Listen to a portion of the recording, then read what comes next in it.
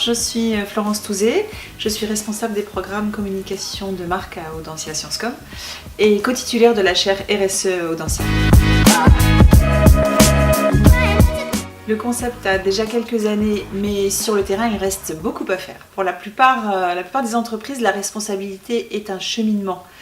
De la prise de conscience aux actes, il y a du chemin à parcourir. Quand on commence à tirer un fil de la RSE, c'est un château entier de cartes qui se met à trembler. Il est donc nécessaire que la direction générale de l'entreprise soit convaincue de la démarche et rassurée sur sa capacité à conduire le projet.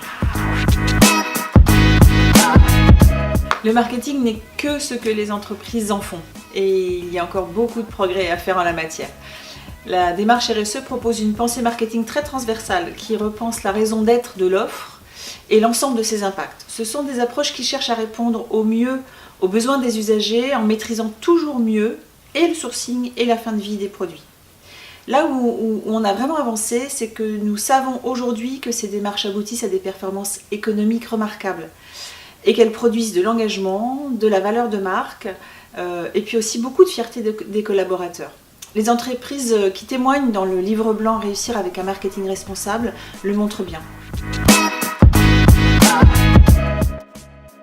L'idée centrale du marketing implicatif est de reconsidérer les publics, les impliquer, les aider, les considérer, leur simplifier la vie, s'engager à leur côté et avant tout les respecter. Ça veut dire proposer des offres séduisantes et qui facilitent la consommation responsable. Il faut que le consommateur y trouve son compte moralement et économiquement. Ce qui exige pour une entreprise d'assurer que tous les moyens soient mis en œuvre pour réduire les impacts négatifs de ces offres. On dépasse donc le rôle purement commercial du marketing pour arriver à un marketing de soutien à la stratégie globale de l'entreprise. On a un siècle d'apprentissage du marketing. On sait, si on veut, comprendre les aspirations profondes, écouter le désir de plus d'éthique, de plus de sécurité. On sait activer les leviers de pédagogie, de séduction. On peut donc tout à fait utiliser ces connaissances pour soutenir des projets soutenables. Elles risquent de perdre leur public.